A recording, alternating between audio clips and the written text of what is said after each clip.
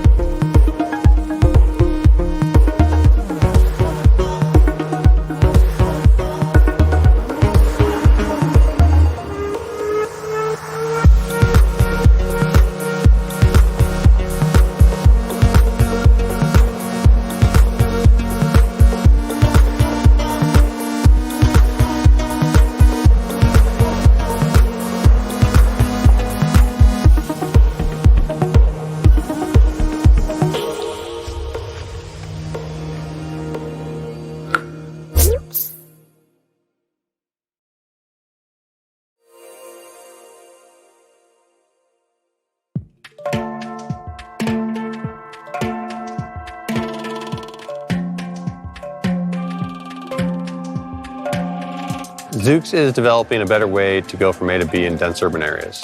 And we're doing this through autonomous technology, ground-up vehicle design, as well as the service to back that up.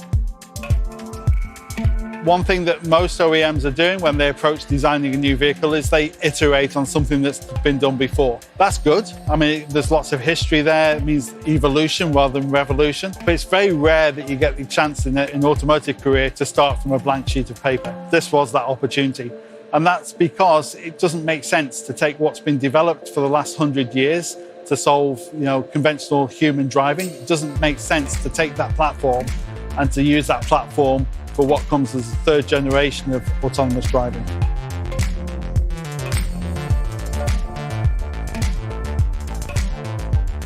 Zoox has chosen to develop a vehicle from the ground up for autonomy because we firmly believe that simply putting sensors onto a current passenger car is fundamentally flawed. It's fundamentally flawed in that the current geometry, shape, if you like, of a vehicle doesn't allow you to place sensors in the optimum position. So when you start sitting back saying, well, what do I need to enable autonomy?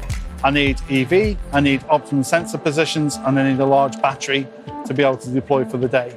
If you take all those three factors, you have to develop a vehicle from the ground up, leapfrogging the rest of the industry and go straight for that third generation of vehicle, which is EV and autonomous. Looking to the future, solving it now rather than iterating on the current platform.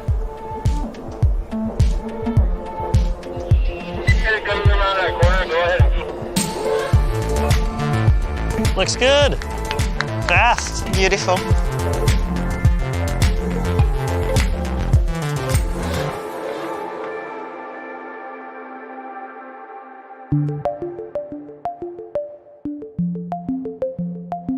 Designing a vehicle or a product really for autonomous ride sharing is definitely different than a personally owned vehicle. We understand first and foremost who the vehicle is going to be used for, and then we design the vehicle for that person and the environment. And the way we're using it for denser mobility as a ride hailing service, we really want to understand what the customer's needs are. And for those customers in those areas, it's pretty short rides, and so they're hopping on and off. And really we want to give them a safe, consistent ride experience. At the same time, something that's really delightful. Part of taking advantage of self-driving technology is letting humans interact the way we're supposed to interact, and that's face-to-face. So we've developed kind of communal seating. If you're by yourself, you have plenty of space. If you're with friends or family, you're going to be sitting close to them and interact with them the way you should be. And that's really how we designed that vehicle to be. We really wanted to be human-focused, to be able to take advantage of what self-driving technology can give us on the interior of the vehicle.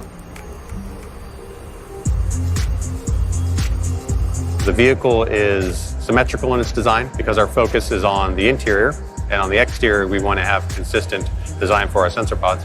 And then we also have the exposed wheels, kind of the more of a carriage type of visual. One, it makes the vehicle a little bit small on the outsides. It's also just very maneuverable. So we have front and rear steer that allows us to have a very tight turning circle. And bidirectionality offers us some unique advantages in certain scenarios, say a parking lot pickup and drop off, a parking garage pickup and drop off, or a hotel pickup and drop off, where the vehicle can just drive in.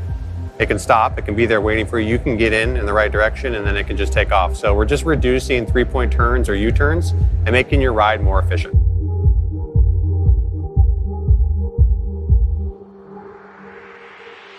To be able to drive safely in a city, you need unrivaled visibility, if you like. So our sensor suite that we have, which is a combination of LiDAR, radar, cameras, need to be able to see 360 degrees around the vehicle, but more importantly, need to be able to see as early as possible. So as we come up to traffic junctions, as we come up to overtake vehicles, you'll notice we've positioned the sensors to give that visibility as early as possible.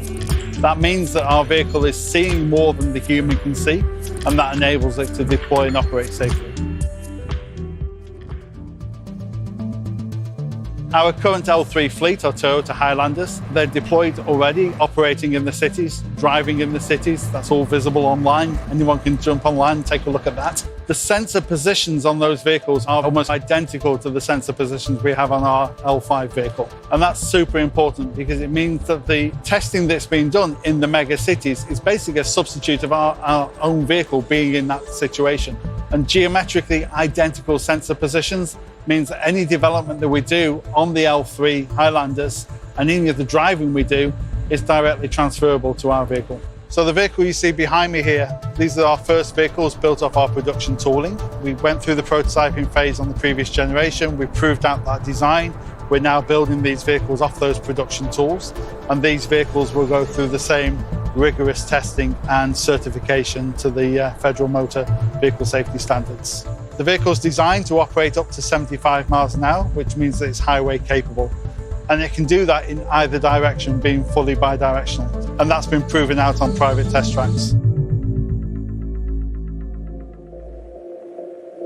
The next few years at Zoox is going to be super exciting. The first step, obviously, was we get to reveal the vehicle and show the world what we've been working on. The team's going to be super motivated by that. You know, we were one of the first to commit to a ground-up vehicle design to support self-driving technology. I think that's helped accelerate us and allow us to get our vehicle on public roads sooner than maybe the public had imagined. So at Zoox, our artificial intelligence gets better every couple of weeks because we're constantly testing and training in some of the hardest urban environments. We've specifically focused for now on San Francisco and Las Vegas, which are two great markets for robotaxis and wonderful places to learn how to drive. Our vehicles are powered by a custom sensor architecture, very advanced compute, and also hundreds of thousands of hours of simulations that go even beyond what we're able to test and experience in real life. So let's talk some more about how that works.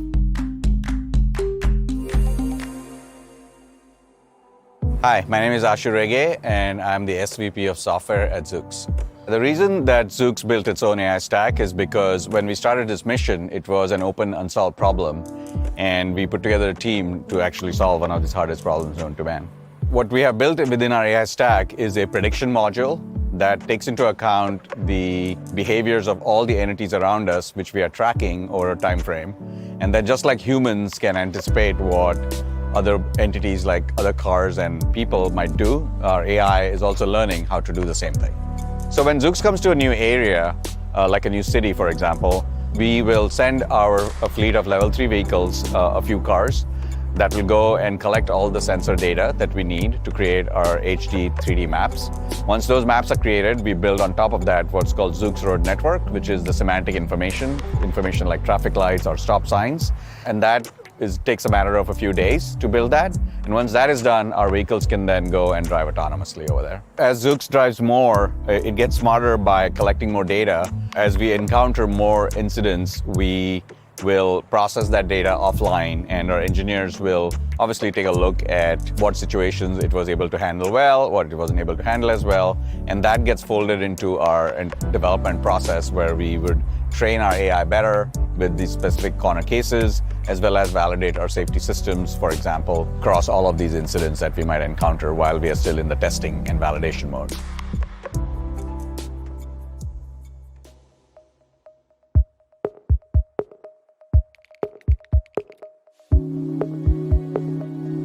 Have you ever wondered how Zoox is able to drive autonomously?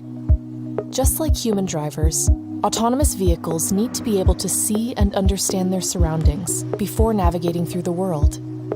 Zoox does this using sensors, maps, and advanced software that handles perception, prediction, planning, and controls. Humans rely on eyesight to see, but Zoox uses a state-of-the-art combination of camera, radar, and LiDAR situated on all 4 corners of the vehicle. Cameras detect color, which enables the vehicle to understand things such as the state of traffic lights. Radar bounces radio waves off surfaces to detect the distance, size, and speed of objects. LiDAR fires millions of laser signals per second, which reflect off objects and return to the vehicle, creating a highly accurate 3D model of the surroundings. Combined, these sensors create a 360-degree overlapping field of view, extending over 150 meters around the vehicle, enabling it to see in all conditions, including at night and in the rain and fog. Now that it can see its surroundings, the vehicle must understand its location. Zoox drives within a predefined area, using a previously created geometric map, which shows a high-definition representation of the world. This, plus a semantic map, which shows things like speed limits, the location of traffic lights, and stop signs, is fed into the vehicle's powerful custom computer. The vehicle then aligns the sensor data to the map to localize itself and understand its exact location in the world. Knowing its location isn't enough, though. The vehicle must also understand what is going on around it.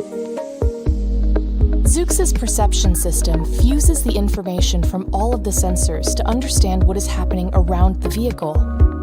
A combination of approaches, ranging from geometric techniques to the latest in machine learning, are used to detect and classify people, cars, trucks, cyclists, and other objects. Next, Zoox's prediction system processes this information to infer the future intentions of people and vehicles around it and determines what might happen next. For example, is this vehicle going to turn left? Is that pedestrian going to cross the road? Because there are many possible versions of the future, the vehicle accounts for multiple potential paths simultaneously. The planner is the decision maker of the system, taking the perception and prediction data and determining how to safely and comfortably drive. Because of the map, the vehicle knows which route to take to get from point A to point B. But how exactly? Should it change lanes? Should it slow down? Or should it accelerate? All of this information is fed into low-level controls, the software responsible for controlling the vehicle's acceleration, braking, and steering.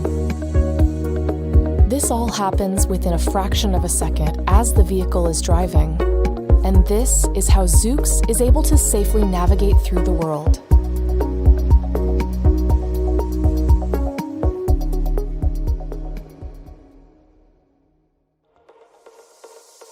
Well, thanks so much for joining us today. It was our pleasure to share everything we've been working on with you. On social media, we will be dropping a lot of content this week. Please go ahead and tune in. And, of course, check us out on Zoox.com.